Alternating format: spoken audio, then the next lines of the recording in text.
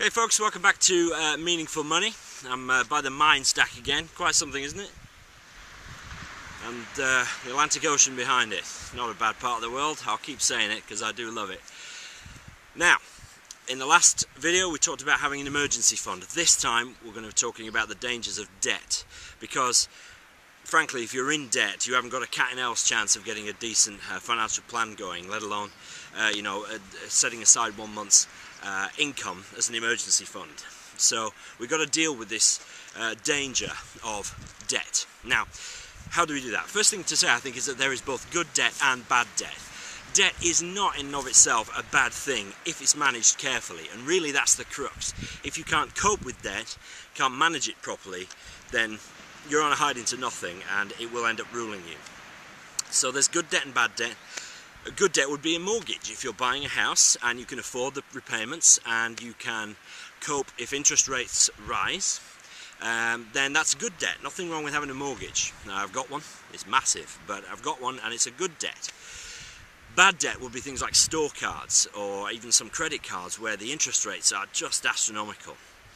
Now, one of the good things that has come out of the financial crisis, I'm speaking to you now in May 2010, so for about the last 3 years, the financial world has been in crisis, and what that has meant, among other things, is that there is now much less debt to go around. Now, that's both a good thing and a bad thing. It's a bad thing for businesses trying to grow, but it's a good thing because prior to that, debt was too easy to come by.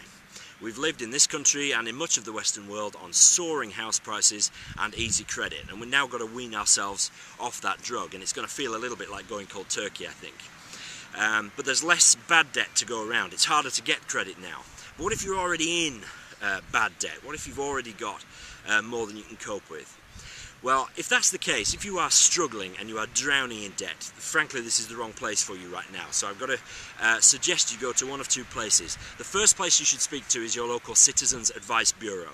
They will listen to you for free and give you excellent advice as to how to go about sorting out your debt problem.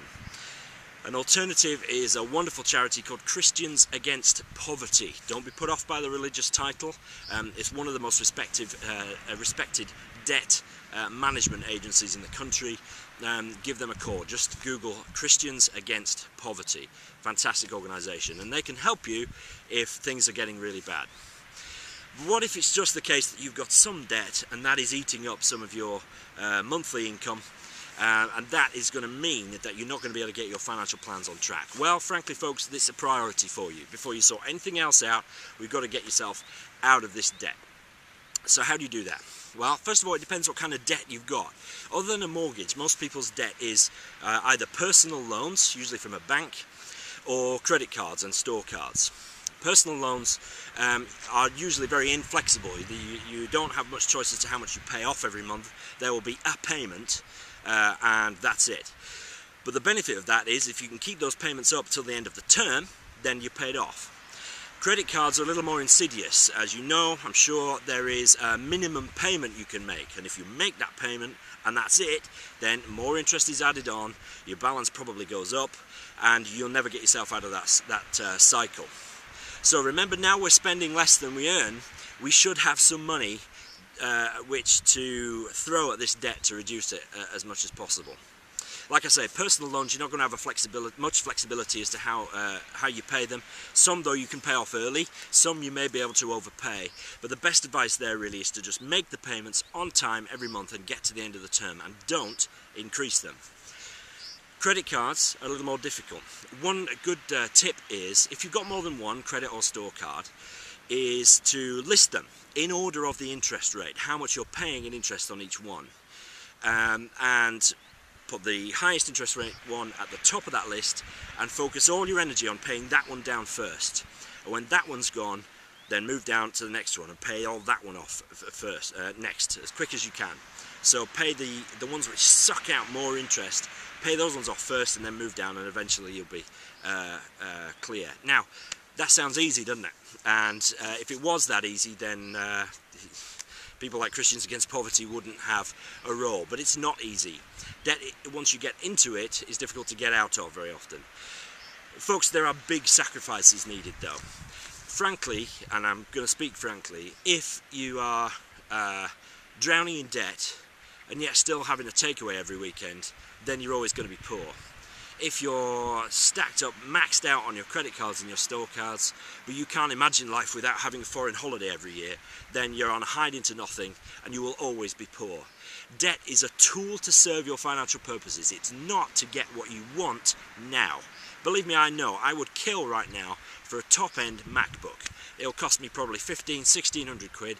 I can't have one because I haven't got the money yet, and I refuse to put it on a credit card and pay some bank mega bucks in interest. And you need to think the same thing. What's more important, your own financial freedom or a Chinese this weekend when you could buy some ingredients for 1/10 of the price and make yourself a fantastic stir fry? So make some sacrifices. If you're serious about getting your finances on track, make some sacrifices. Don't have stuff now at the cost of interest over the next 3, 4, 5, 10 years. Folks, it really is worth it. Again, I've said before and I will say often on these videos, I do not stand before you as somebody who has nailed all these principles, but I do not have a credit card balance which lasts more than a month or at most 2 months. It just isn't worth it. The interest is punitive. It's the only person it benefits is the banks and the credit institutions. So get serious about debt, folks. If you're drowning in it, speak to the CAB or Christians Against Poverty. Deal with your highest interest rate paying credit cards first. Stick with personal loans until the end and do not increase them. And one day, it might be 5 years hence, but one day you will make a final payment and you will be free. And I'm telling you, it is liberating. Having no debt is liberating. One day that'll be true of me with my mortgage as well. But for now, it's great to know that I have a little bit of money in the bank, not a lot, but I have no credit card debt. And I really do want you to know that as well. So speak to somebody if it's really bad, but just decide today you're going to do something about it and pay those things off. Pay those flipping things off. I do get passionate about this. Pay them off as soon as you can and enjoy the freedom, because then you can truly live. Okay, I shall get off my soapbox now. We've dealt with having an emergency fund and, as a bit of a sideline, trying to get rid of debt. Our other main foundation now for financial planning is what happens if the shit really does hit the fan. What if the absolute worst happens and you get ill, or worse, you are killed? What happens then? We're now going to talk about what to put in place to make sure your financial plan can stand the test of time, even if the absolute worst happens. Thanks for listening to me rant. I'll see you next time.